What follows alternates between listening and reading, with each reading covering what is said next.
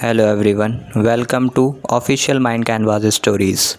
Mafia का जुनूनी प्यार, चैप्टर नंबर 9। विराज का प्लान, इंडिया आना, गौरी के आंसू। रुद्रांश कुर्सी पर पीछे सर लगाकर बैठा था और कुछ सोच रहा था। उसे अपनी और गौरी की किस याद आ रही थी और वह अपने आप में ही कहता है, बहुत मासूम हो तुम बेबी गर्ल।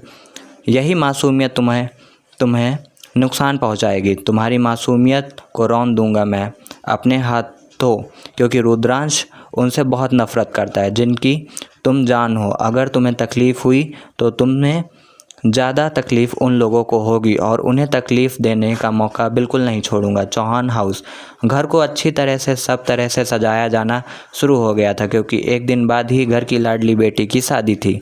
पर गौरी बिल्कुल खुश नहीं थी। वह अपने कमरे में ही बैठी रो रही थी और बार बार विराज को फ़ोन ट्राई कर रही थी, पर विराज जानबूझकर उसका फ़ोन नहीं ले रहा था। फिर उसने एक मैसेज लिखकर छोड़ दिया कि मेरे पापा और भाई मेरी शादी किसी और से कर रहे हैं। प्लीज़ विराज, मैं किसी और से शादी नहीं करना चाहती। फिर थोड़ी देर बाद विराज ने जैसे ही मैसेज पढ़ा वैसे ही गौरी को फ़ोन किया। गौरी उसका फ़ोन उठाकर कितनी देर बात करती है। फिर गौरी विराज कुछ प्लान बनाते हैं। गौरी विराज से कहती है, बिल्कुल विराज, ऐसा ही होगा। फ़ोन कट करने के बाद गौरी अपने आप से कहती है कि मैं कभी किसी और से शादी नहीं कर सकती, विराज से प्यार करती हूँ। फिर वह जब नीचे आती है तो देखती है कि उसके पापा इवेंट मैनेजर के साथ कुछ बात कर रहे थे और घर में सजावट का काम शुरू कर रहे थे। यह देखकर उसे बहुत गुस्सा आता है। वह गुस्से से जैसे ही गेट से बाहर जाने लगती है, अनिल जी उसको टोक देते हैं कि वह अब 2 दिन तक कहीं नहीं जाएगी, इस घर से बाहर नहीं जाएगी। और वह देखती है कि अनीस ने सिक्योरिटी भी डबल कर दी है। वह गुस्से से पैर पटकती अपने कमरे में चली जाती है। फिर शाम तक रवि खुराना और उसका बेटा आर्यन खुराना चौहान हाउस आते हैं।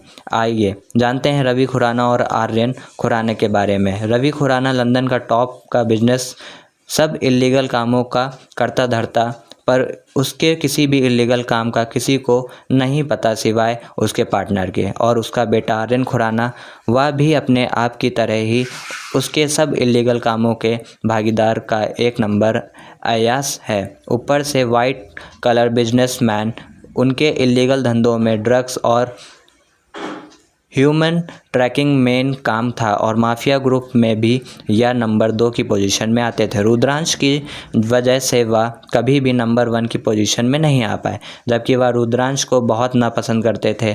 पर यह कहें कि उससे बड़ा दुश्मन रुद्रांश का ही था। उससे होते हुए या कभी किसी काम में आगे नहीं बढ़ पाया, क्योंकि उसके हर रास्ते में रुद्रांश जरूर आता है। अनिल जी को उसके पावरफुल होने का पता था, पर यह नहीं पता था कि वह इतना करप्ट इंसान है और सब इलीगल कामों में हिस्सा है।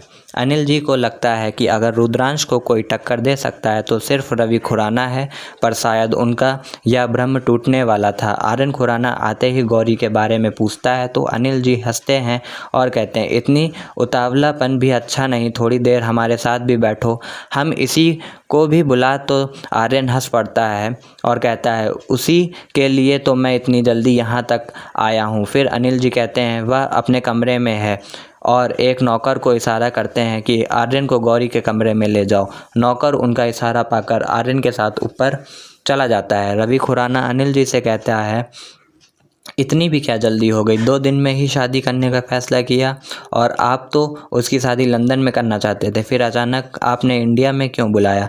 अनिल जी कहते हैं, दरअसल मैं अपनी बेटी को अपने इस घर से विदा करना चाहता हूँ। पिछले 10 साल से वह बाहर है, उसे अपने से दूर रखा है, पर अब मैं चाहता हूँ कि वह उसकी शादी विदाई अपने इसी घर से हो जाए, पर उसकी बचपन की यादें हैं। तो रवि खुराना हाँ में हामी भरता है और कहता है, इसीलिए तो जैसे ही आपने बुलाया हम भागे चले आए। आर्यन तो कब से गौरी से शादी करना चाहता है, उससे तो अब वह वेट भी नहीं हो रहा था। तो अनिल जी भी हंस पड़ते हैं कि इतनी उनकी खातिरदारी की जाती है। इधर गौरी के कमरे में कोई डोर नॉक करता है। गौरी जाकर दरवाज़ा खोलती है और देखती है कि बाहर आर्यन खड़ा है।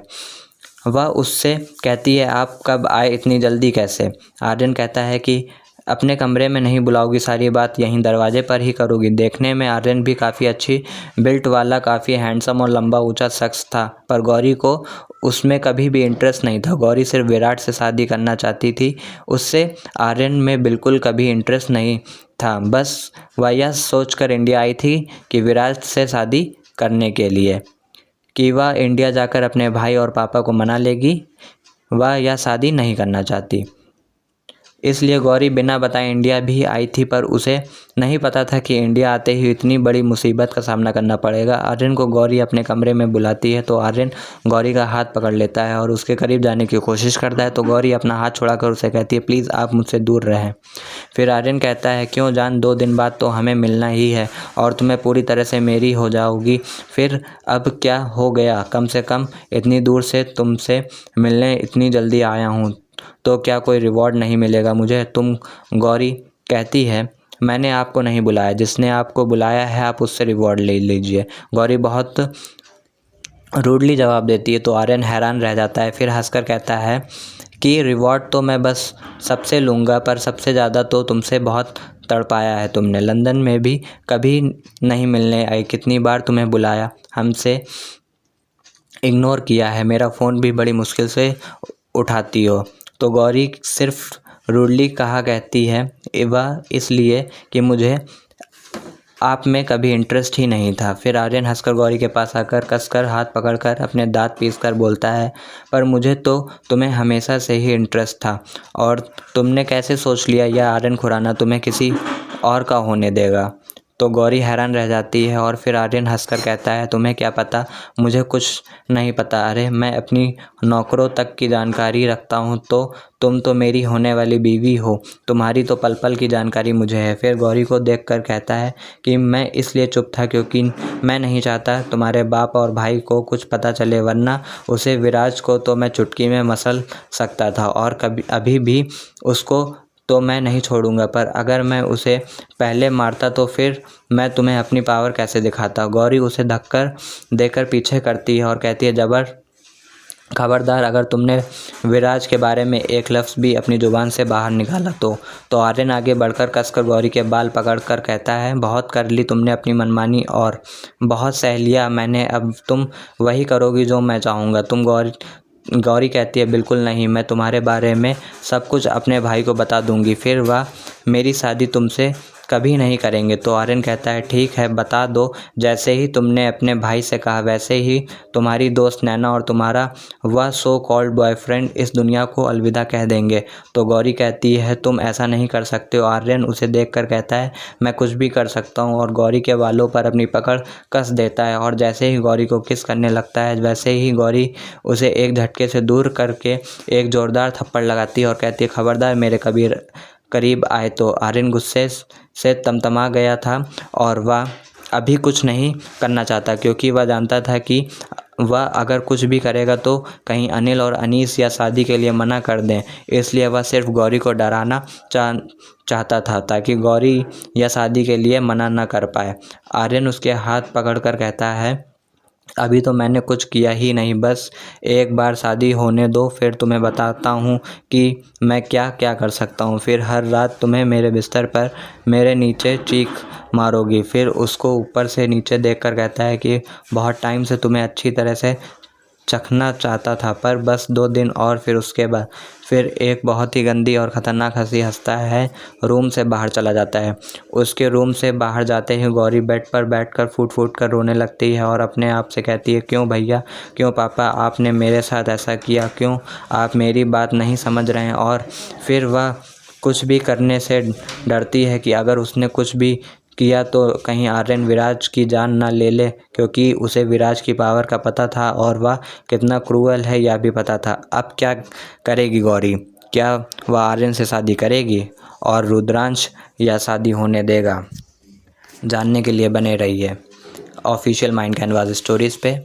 अगर आपको पढ़ने में या सुनने में कुछ भी प्रॉब्लम है तो आप मुझे DM कर सकते हैं। प्लीज़ कमेंट करके मुझे बताइए कैसी आप लोगों को स्टोरीज़ लग रही है। लाइक भी कीजिए और सब्सक्राइब भी कीजिए। Please share.